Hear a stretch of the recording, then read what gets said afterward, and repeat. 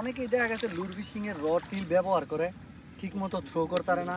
2 number লুর ব্যবহার করে, 2 number সুতা ব্যবহার করে। এর লেগে দেখা গেছে তারা মাছ টাছ ধরতে পারে না। মাছ হিট করতে গেলে সুতা জায়গা সিরা, বালা লুর হয় না, লুর জায়গা মনে রাবার সিরা, রং জায়গা। এর লেগে মানুষে মাছ ধরতে পারে না। এই যে আমার রিলটা দেন, সুতাটা দেন, সব কিছু মনে করেন যে হয়তো বা কম দামি 5,000 টাকার সেট আপ ইউজ করি, তারপরে মোটামুটি আলহামদুলিল্লাহ অনেক ভালো। এই যে আমি মনে করেন থ্রো করলেই জায়গা, এই যে থ্রো করছি সারে সুতা বাড়িয়ে গেছে, থ্রো করছি পরে সুতা বাড়িয়ে গেছে। আপনারা দেখা গেছে ঠিকঠাক মতো থ্রো করতেও পারেন না, ঠিক আছে? আপনারা থ্রো করেন এক জায়গাতে একটা মাছ লাড়া দিছে, থ্রো করেন এক জায়গা গিয়ে পরে আরেক জায়গা।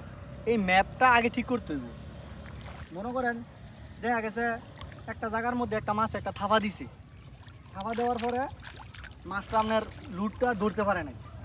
মনে করেন আপনার লুটটা থাপা দিয়ে ধরতে পারে নাই, ঠিক আছে? আপনি লুটটাই না লয়ে পড়ছেন, আবার থ্রো করবেন।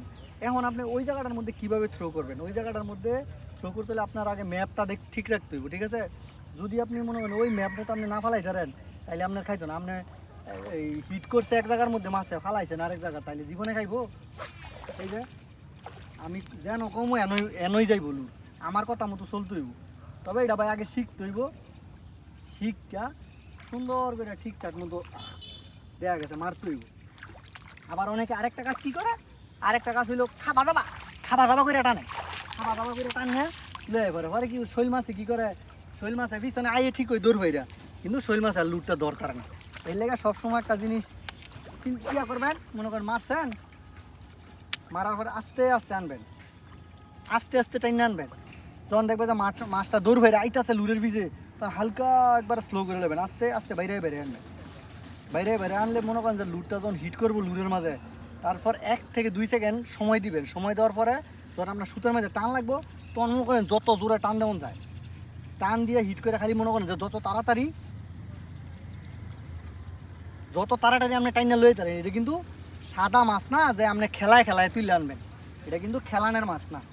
এটা যত তাড়াতাড়ি হ্যাঁ সায়ানো যায়, একটু লুজ পড়বো, একটু লুজ পড়লে কিন্তু মনে করেন যে শোল মাছটা ফিটে যাবে। কারণ এগুলো খুব জাউরা মাছ, এগুলো অনেক দেখা গেছে শক্তি খাড়ায় পানির মধ্যে।